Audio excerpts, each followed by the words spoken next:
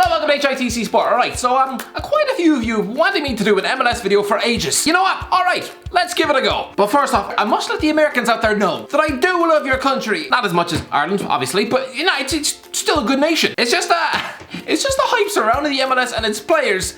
That's a bit disproportionate. Like, no, Carlos Vela is not the second coming of Christ itself. Christ, well, even Bradley Radcliffe's Josie Altidore and Kei Kamara, even they're all MLS superstars. Seemingly, the only way you're not cracking the USA is if you have 3 limbs and a brain made of mashed potato. Either that or you're JLS. Anyway, what I'm gonna do is take a look at every Premier League club and we'll find one footballer who's most likely to wind up in the MLS. Right, let's go. Arsenal Mesut Ozil. Okay, admittedly, I did consider Hector Bellerin. Yes, he spent the last decade mostly resembling a cross-dressing horse, but the man is basically football's answer to Gok 1. A move to the bright lights of America, the fashion capital of New York. You'd almost be stupid not to predict this move. But I think we all know the most likely player in this Arsenal squad to wind up in the MLS is Mesut Ozil, without a shadow of a doubt. Hands up, how many European clubs would be willing to pay £350,000 a week for a washed-up 31-year-old who spends half the season on the bench? This guy has scored just 10 Premier League goals since May 2017. That is 3 goddamn years. I guarantee you, most chairmen of European clubs, if they sanction these ludicrous wages, they'd probably be carried away by men in white coats. The only options for Ozil are China or the MLS. And if a pasta Chicharito can scrape $7 million a year living out in LA, no. When Josie Altidore is earning over £100,000 a week, then I'm pretty sure Ozil is gonna have a bank account made of gold rammed down his throat. Christ above, this is a country which made Jake Paul a multimillionaire. This is a nation which made Miley Cyrus a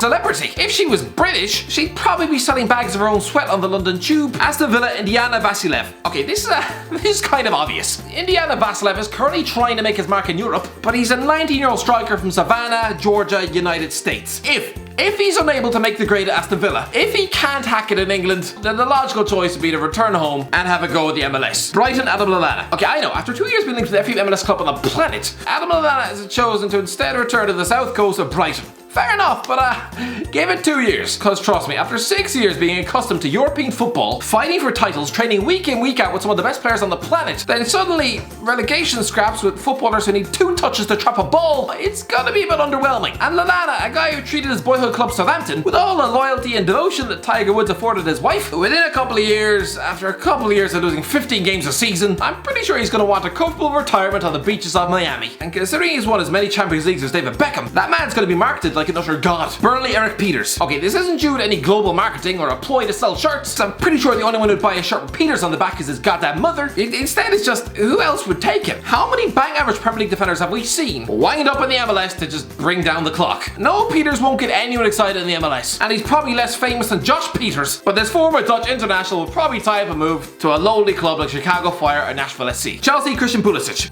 Again, this is obvious. The English media has a reputation for overhyping their own, but the American media, oh good Christ, not just with footballers, speak to most Americans and they'll convince you the Big Bang Theory is the finest piece of modern art since the Sistine Chapel. When in reality, even the goddamn theme tune is enough to make me start bleeding from the nose. I'm convinced watching 3 episodes of that. Back to back is the equivalent of soaking your brain in milk. Apparently the Super Bowl is the biggest event on planet Earth, big enough to make the world come to a complete stop. But I'm sorry, what's the love but watching adverts every 35 seconds?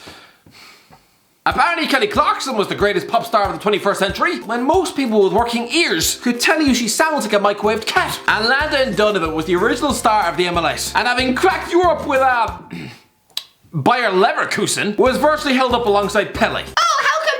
Win the Ballon d'Or. Probably because the day he gets nominated is the day I make love to a goat. So now, with Christian Pulisic, a homegrown footballer who is actually worth the hype, ripping up Europe with world-renowned teams, rather than sitting beside James McFadden on an Everton bench, at 21 years of age and still an utter star back home, this guy knows that after 10 years of building up a European pedigree, he knows he'll probably have the ability to command close to $1 million a week for a club like LA Galaxy or Inter Miami. You'll see, his first press conference, the hype will probably be on par with David Beckham's. Crystal Palace, Wilfried Zaha. Okay, well the easy answer is Christian Benteke, who must be getting ready to throw in the towel and accept an easier standard than the Premier League, because I'm pretty sure stumbling about like an epileptic pigeon must be a tired act at this stage. But no, Wilfried Zaha, if he does miss out on a move to one of Europe's elite, he's gonna be filled with bitterness and regret. Whether it's because he gave up on his Manchester dream too early, or maybe just being too impatient waiting for the England call-up, or maybe it was signing that 5-year contract at Sellers Park when he should have been angling to leave. If he's still at Crystal Palace at 28 years of age, he's going to have missed the boat, because nobody is going to pay £50 million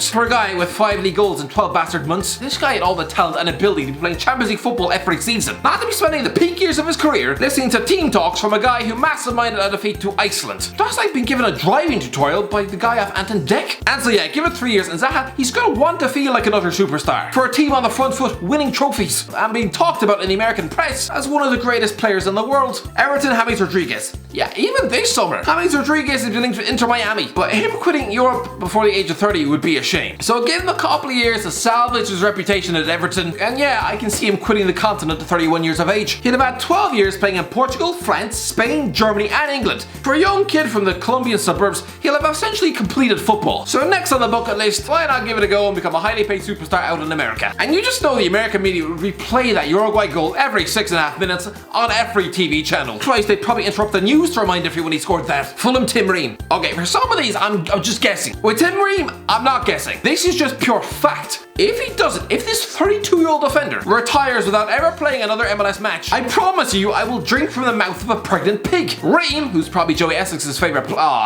I hate that I know that reference. Ream began his career with Chicago Fire and then moved to New York Red Bulls before winding up in England with Bolton. He's a guy with 40 caps for the USA. He's going home. Leeds Patrick Bamford. Okay, I know Patrick Bamford scored at Anfield. Great.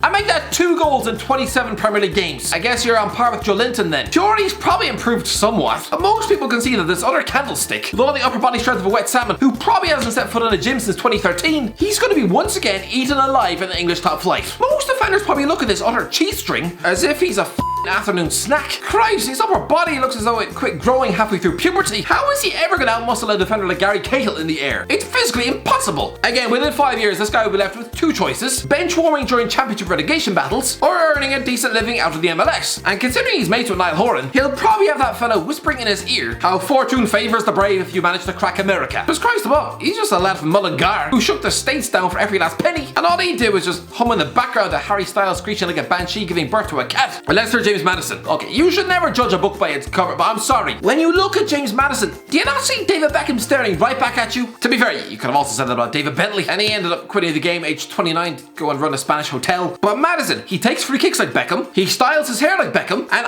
I don't know if he has a wife, but if he does, I'd wager a guess she looks like a malnourished stick insect who hasn't cracked a smile since 2006. Beckham chose to quit Europe and try his hand at cracking America when he was 27. Give Maddison 4 more years, and he's doing the same thing. Just you wait. Liverpool, Alex Oxlade-Chamberlain. Okay, it is tough to find an ambitious footballer at Liverpool who will gladly wind up in the MLS. With Alex Oxlade-Chamberlain, even then I'm not convinced. But maybe within 5 years. And suppose he does marry that little mixed pop star, then maybe they'll want to be the next Posh and Becks. Relocate to America, become a global brand. I don't know, this is a complete shot in the dark. And maybe living in his wife's shadow might eat him up inside. You know, when people in the street ask for her selfie and ignore the Champions League winner, but I'm calling it the MLS for the Ox. Man City, Ilkay Gundogan. Okay, I know Sergio Aguero keeps getting linked with Inter Miami. Well lads, how many times does he need to remind the world what his next career move is? He's going back to Argentina with Independiente. Anyway, I'm sorry, Gundogan has MLS stamped all over his head. He's already been hinting at it this year. His catalogue of injuries will take their toll, and by 2022, he'll be a used up, broken bag of bones, unable to compete at the highest level. And he'd probably sooner accept a punch to the nutsack than negotiate a pay decrease. So yeah, MLS it is. Man United, Marcus Rashford. Okay, most Man United fans will hope that Marcus Rashford is like Ryan Giggs, becoming a World Cup man, that is, not the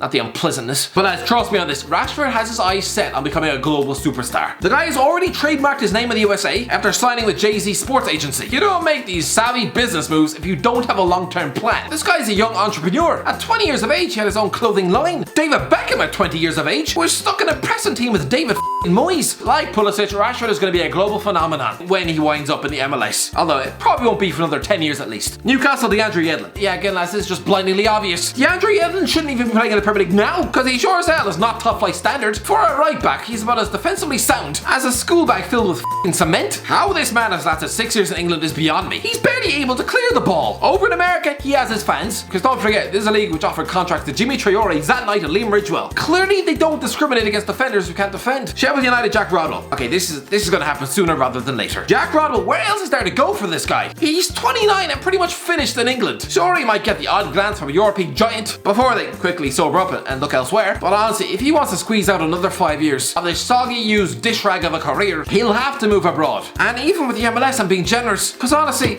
He might only have job offers from India. Southampton, Angus Gunn. Let's say Angus Gunn, who will always be remembered as the guy who conceded 9 at home. Quite impressive. Historic even. No other Premier League goalie managed that. Not even Jack Anick. And he was less flexible than a stale custard cream. Give it a couple of years and yeah, Gunn will be picked up by someone like Orlando City or DC United. Tottenham, Joe Hart. Okay, why did Joe Hart move to Tottenham? He should have just gone to America. This guy left Burnley because he wanted first team football, yes? And then he moved to Tottenham's bench. So after this season, Hart is going to be sick to the teeth of just warming the bench. You think he burst his nuts in the gym, shaping some kind of Terminator body, only to spend a year sitting next to Danny Rose on the bench? No, he's MLS bound. West Brom, Hal Robson-Kanu. Oh, Hal Robson-Kanu, the king of marketing. Let's get this straight. This guy is a painfully bang average centre forward. He's a championship footballer, and even then, not a very good one. He scored less than 60 club goals in nearly 400 games. For a starting striker, that is laughable. But still, because of that one Cruyff-turned goal against Belgium on Europe's biggest stage, his agent was still able to ruffle up interest from Atletico Madrid and Sevilla. Purely based off one viral clip. It's like Alex from Glasgow landing a record deal. Selfies with Joe Weller, sure, but bringing out your own single? Bit of an overreaction. Anyway, because of the marketability of that one goal, yeah, the MLS will snap him up. West Ham, Felipe Anderson. Considering most Brazilian footballers wind up in China as a retirement payday, this one is a call, but I'm gonna go for it. Because if Felipe Anderson winds up bench warming this season for a team relegated to the Championship, it won't be a good look for his career. And after having his career chewed up and spat out in England, yeah, maybe he'll just want an easy, big money spinner to the MLS. Wolves, Ruben Neves. Yeah, I'm not saying Ruben Neves will wind up in the MLS anytime soon, but maybe in 10 years. This is a guy who traded the Porto captaincy and regular European football for trips to Barnsley and Sunderland. I'm gonna call it money talks, and so yeah, after nearly 15 years of stamping his mark on European football, he'll be off to the US. Anyway, that's the end of the last time in the comments. If you enjoyed the video, don't forget to like, share, and subscribe, and as always, I'll talk to you in a while.